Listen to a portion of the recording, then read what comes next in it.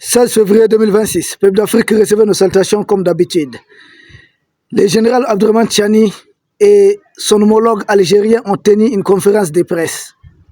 C'est là que les trolls de la jeune française, les trolls de certains politiciens ici, des politicards, à l'affût des moindres détails pouvant nuire au Mali, pouvant nuire à l'unité de l'AES, ont essayé de s'attarder sur un point lors de cette conférence de presse, disant que le général Abdourahmane Tiani a dit aucun pays africain, aucun pays ne devait. J'ai dit mais vous n'avez rien compris. C'est le conditionnel qui a été employé. En plus, c'est l'interrogation indirecte.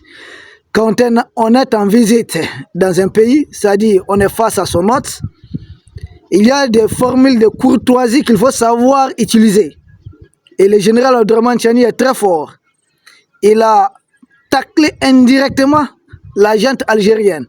Parce que c'est comme si je disais, moi je ne peux pas comprendre que vous soyez aujourd'hui au service de la gente française contre nous autres Africains. Mais je n'ai pas dit que vous n'êtes pas en train de faire ça pour Emmanuel Macron. Il veut simplement dire c'est triste, c'est regrettable que l'Algérie qui hier a enduré beaucoup de choses de la part de la colonisation française, Alger qui hier était victime d'agressions barbares, d'agressions impérialistes, que ces mêmes pays aujourd'hui se retrouvent à être une base arrière pour déstabiliser ses voisins, que lui, général Abdourahmane Tiani, il est surpris. Et une façon de dire, on condamne cela. C'est ce qui a été dit, mais en utilisant le conditionnel. Regardez bien. Réécoutez ça une fois, deux fois, trois fois. C'est ce qui a été dit. Et là, il s'interroge. Il se demande comment est-ce qu'on en est arrivé là. Une façon de dire, nous condamnons cette attitude de la gente algérienne. Et pour argumenter, est-ce les trolls qui ne savent jamais, qui ne maîtrisent rien, qui avaient dit ici que Vigilé n'était pas un agent de la DGC avant que la France même confirme? Ces trolls oublient que le Mali, le Burkina et le Niger ont publié des communiqués pour condamner l'agression algérienne contre le Mali et par ricochet contre l'AES.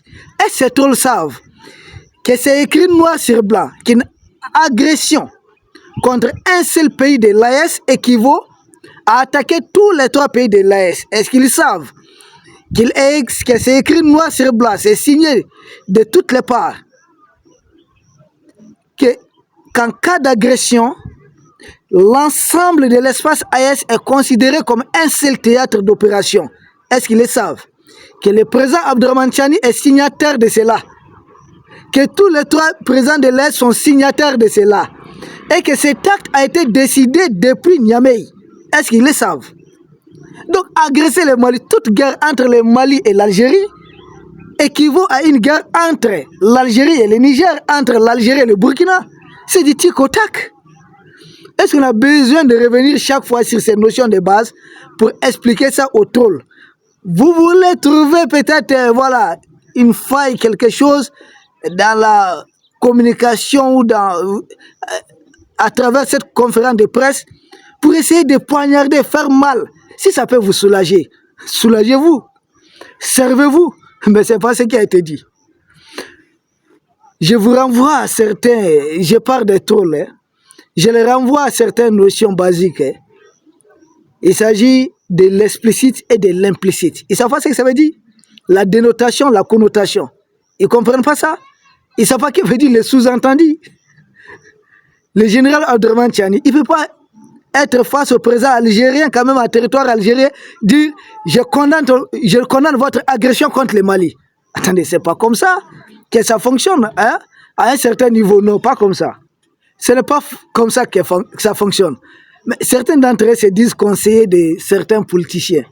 Mais c'est comme ça que vous conseillez vos maîtres. Ou bien vos maîtres, là, c'est comme ça qu'ils sont conseillés. Ça n'a aucun sens. Le général Abdourahmane Tiani, c'était président en exercice d'un pays membre de l'AES. Il s'agit du président en exercice du Niger. L'AES, si on peut se permettre de l'expression, est né en territoire du Niger, en territoire nigérien. Et qui était président? C'est bien l'actuel président, le général Abdourahmane Tiani. Donc quand il va en Algérie, on l'a déjà hier, on est revenu là-dessus.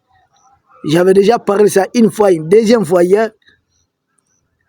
Sans doute, il essaie de décanter certaines situations entre le Mali et l'Algérie. Et ce signal, c'est pourquoi il a essayé d'effleurer la question en conférence de presse. Sinon, son voyage était centré principalement autour du gazoduc. Et c'est un accord entre le Niger, l'Algérie et le Nigeria. Mais la question du Mali a été au menu des discussions parce qu'il le faut. Et le général Abdourahmane Tiani le dit dans son intervention. Et il dit implicitement que l'Algérie doit travailler à calmer la situation avec ses voisins. Parce que la mise en œuvre de ce projet de gazoduc qui doit être lancé selon le président algérien juste après le mois de Ramadan. Pour que ce projet soit réalisable, il faut que l'Est dans son ensemble soit d'accord à un certain niveau. Parce que si Alger continue d'embêter, et j'ai dit A plus B, que les terroristes qui ont attaqué et l'aéroport du Mali, un moment, l'aéroport international, quand je parle de l'aéroport du Mali, l'aéroport international Modibo Keïta de Bamako, c'est nous, l'aéroport international Amani Diori de Niamey, ces deux aéroports ont été attaqués par les groupes terror mercenaires qu'on appelle les Jenim. Et les Jenim, j'ai tout en dit, c'est une coalition des terrors franco-algériens. Parce que j'ai expliqué ici A plus B, que dans Jenim, vous avez 4 groupes. Vous avez Al-Mourabitoun, qui est dirigé par un Algérien, Mokhtar Belmokhtar, un frustré de la politique algérienne, qui a été retourné et mis en mission de l'Algérie au-delà des frontières algériennes. Dans Jenim, non seulement il y a Al-Mourabitoun, vous avez Akmi, Al-Qaïda au Maghreb islamique. À sa tête, vous avez Youssef Obeida Al-Nabi. Lui aussi, c'est un citoyen algérien. Et vous avez Iyad Agalé, qui a la nationalité malienne et d'autres nationalités qui se trouvent actuellement en territoire algérien. Et vous avez Koufa, qui a été recruté dans le terrorisme par Iyad Agali.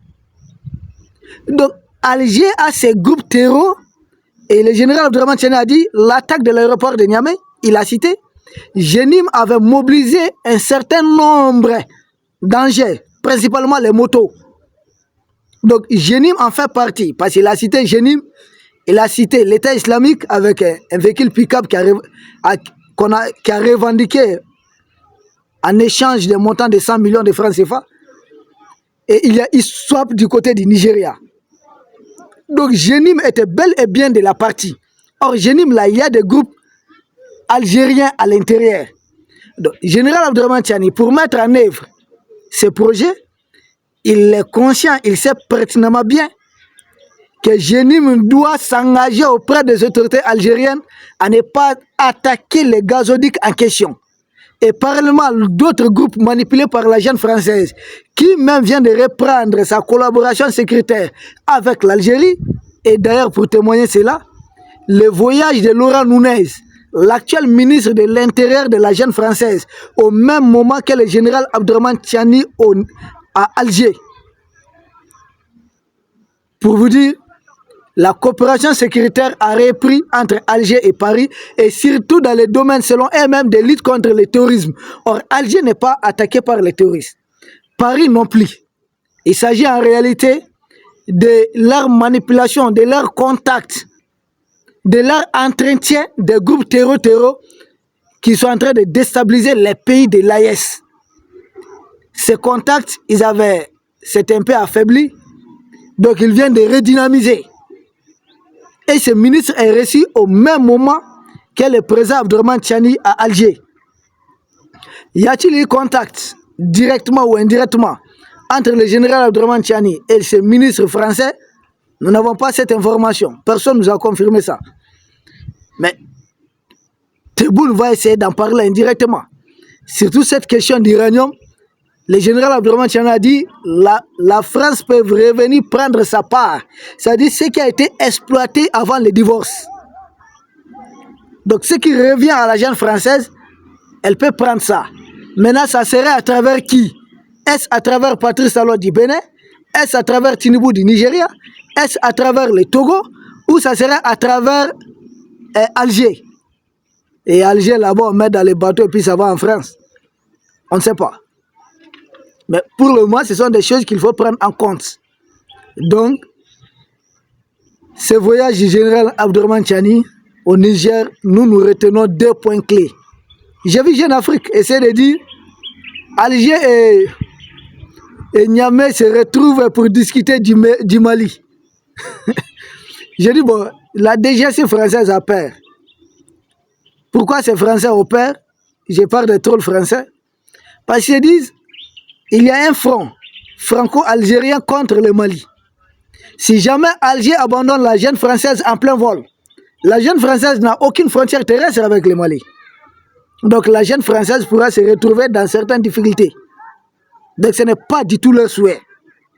C'est pourquoi ils ont peur. J'ai vu qu'ils ont envoyé leurs trolls. Même ceux qui, ça faisait longtemps, certains d'entre eux ne publiaient plus. Hier, ils ont été tous activés pour essayer de faire croire comme si le général Abdourahmane Tiani a abandonné l'Est en plein vol. J'ai dit, si ça peut vous soulager, il y a à peine quelques jours de cela, le général Abdourahmane Tiani a fait une sortie médiatique de plus de 5 heures ou à peu près 5 heures de temps. Et combien de temps et de minutes ont été consacrés uniquement, combien d'heures même, ont été consacrés uniquement à la jeune française. Et dire que le général Abdourahmane Tiani va aller là-bas, se réconcilier avec la France et l'Algérie et laisser les 2 autres pays de l'Est. Il faut vraiment être un mouton africain de la jeune française pour penser comme ça. Le général Abdourahmane Tiani est un homme d'État. Il a la tête sur les épaules. Si lui ne retourne pas Tebboune, ce n'est pas à Tebboune de le retourner. Peut-être, je peux comprendre, des panafricains qui ont été inquiets et autres, oui. Inquiétude parce que la jeune algérienne n'est pas claire. Il peut y avoir tentative d'empoisonnement, des trucs comme ça, oui.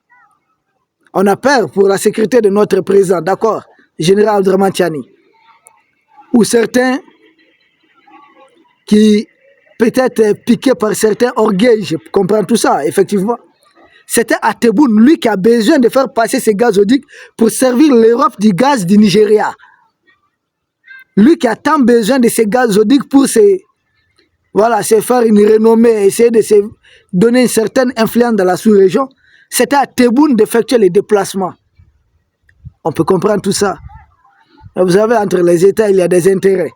Mais tant que ça ne dérange pas les autres pays de l'Est, moi, je ne vois aucun problème. Dis-moi où le président Tebboune, le président Abdourahmane Tiani a même rappelé qu'Alger doit cesser de déstabiliser ses voisins. Il s'agit du Mali. Il ne parle pas du Maroc quand même. Il ne parle pas de la Libye. Il s'agit du Mali. Et sans doute, quand il est dit en conférence de presse, ça montre que ça a été discuté dans les coulisses. Ne soyez pas surpris de voir un coup de fil entre son Excellence le président Assimi Goïta et le président Abdourahmane Tiani à son retour, ou même un voyage, soit au Mali, soit le président Goïta de l'autre côté, où tous ces mains peuvent s'entretenir au téléphone. Vont-ils rendre cette communication publique ou pas? Ça, c'est notre débat. Mais je sais qu'ils sont parlés avant le voyage du président Abdourahmane Tiani et ils vont se parler à son retour. Donc c'est très facile de croire à certaines choses. Le Tebboune tient beaucoup à son gazoduc. Beaucoup même. De sorte qu'il dit qu'il souhaite que ça commence juste après le mois de... après le Ramadan. Bon, c'est ce qu'il souhaite. Mais je pense qu'il y a beaucoup de préalables. Le président Abdourahmane Tiani, je suis convaincu qu'il a dit à Alger qu'il y a des préalables. Alger doit travailler à faire cesser les hostilités, à faire cesser toutes les attaques de ces proxys contre les pays de l'Est, à se débarrasser un peu de la jette française. Et le gazoduc en question doit ravitailler l'Europe en gaz. C'est une sorte d'alternative au gaz russe. Or, au Niger, vous avez des militaires russes qui d'ailleurs ont aidé à repousser l'attaque à l'aéroport de Niamey. Suivez mon regard.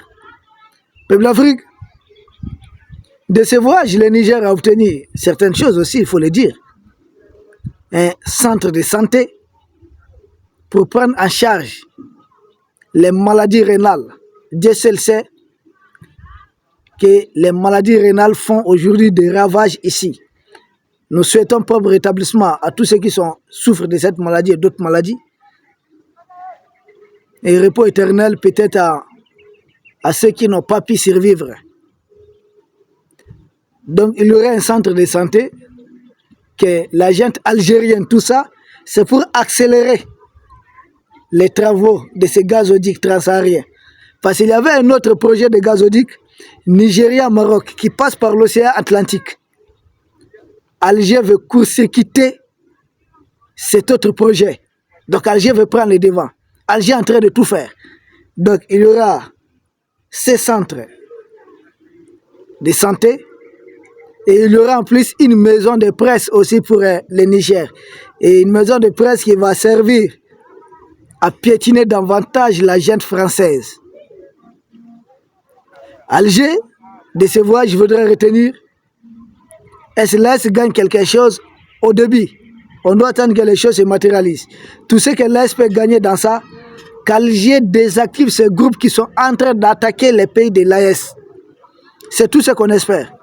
Sinon, on n'attend pas de miracle de la part de l'Algérie. En ce qui concerne l'AES, maintenant, dans les relations bilatérales, chaque pays est libre de négocier certains contrats. Et là, le Niger a bénéficié de ces centres de santé. C'est d'abord théorique, ce n'est pas encore matérialisé sur le terrain. Une maison de presse, et je pense qu'il y a d'autres projets, comme le renforcement de coopération, notamment dans le domaine de la sécurité. Ça, c'est des relations bilatérales entre le Niger et l'Algérie. Formation militaire et puis coopération énergétique. C'est là qu'on retrouve un peu le volet de l'uranium, le volet du pétrole et le volet gazier, du gaz. Et j'ai suffisamment expliqué ça. Le gazoduc qui doit traverser le Niger. Le pétrole, l'Algérie doit construire une raffinerie de pétrole au Niger. L'Algérie doit former les Nigériens à l'exploitation et surtout à comment raffiner le pétrole. Donc ça, il s'agit du transfert de la technologie. Maintenant, les domaines sécuritaires, formation militaire.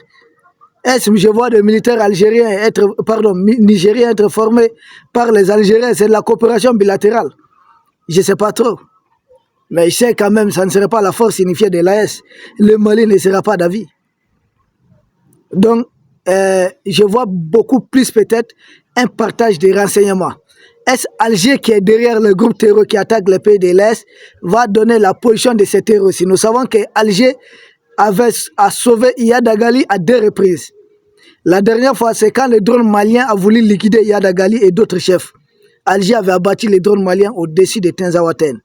La première fois, c'est quand, malgré tout, Barkhane avait Iyad Agali, Barkhane Serval, à l'époque c'était en 2014, avait Iyad Agali dans leur viseur. Ils ont demandé la permission, l'autorisation d'Alger, au lieu de demander au Mali. Iyad s'est dit malien, ils ont demandé d'abord à Alger. Et les Algériens ont dit non, et ils contrôlent Iyad Agali. Donc, quel serait le sort d'Iyad Agali? Je ne sais pas. Est-ce que nous sommes au début d'une accalmie entre le Mali et l'Algérie à travers la médiation nigérienne? Si tel est le cas, on doit voir les signes se matérialiser sur le terrain dans les jours et dans les semaines à venir. Et si c'est un échec, ça va repartir encore. De toutes les façons, au moment que nous enregistrons cette émission, nous sommes en train de neutraliser les terreaux franco-algériens. La dernière attaque contre le poste de Kalana, au Mali ici, a été repoussée. Beaucoup de terreaux ont perdu la vie. Hier soir, c'était une attaque contre un poste de sécurité de la ville de Sikasso. Cette attaque a également été repoussée. Et dans la région de Kaye, au moment que nous enregistrons cette émission, région de Kaye, région de Nioro, les forces de défense et de sécurité du Mali sont en train de neutraliser les terreurs franco-algériens. Bref, ça n'a aucun impact sur les opérations en cours du côté du Mali. Ce que nous devons retenir de ces voyages, pour terminer, peuple d'Afrique, c'est qu'il y a eu certains accords dans le cadre de coopération bilatérale, c'est-à-dire entre l'Algérie et le Niger, parce que l'AES est une confédération, chaque pays est libre de nouer certaines relations tant que cela n'impacte pas directement sur le collectif, l'ensemble de l'AES. Deuxièmement, nous savons qu'il a été question du Mali, il y a eu un début de discussion avec Niamey comme médiateur entre peut-être le Mali et l'Algérie. En tout cas, ça peut être de bonnes initiatives du général Abdourahmane Tiani. Tout compte fait, je sais qu'il va parler avec son excellence le président Assimi Goïta. Et autre volet, coopération énergétique, il est question de l'uranium, des gaz, des pétroles entre le Niger et puis l'Algérie. Nous sommes au début de quelque chose. Il est très tôt de dire, voici ce qui a été décidé définitivement. Les jours, les semaines à venir vont nous permettre de comprendre davantage ce qui s'est passé réellement. D'ici là, nous essayons aussi de taper à certaines portes, certains canaux d'information et nous vous reviendrons dès que possible. Nous vous remercions. Merci et à très bientôt.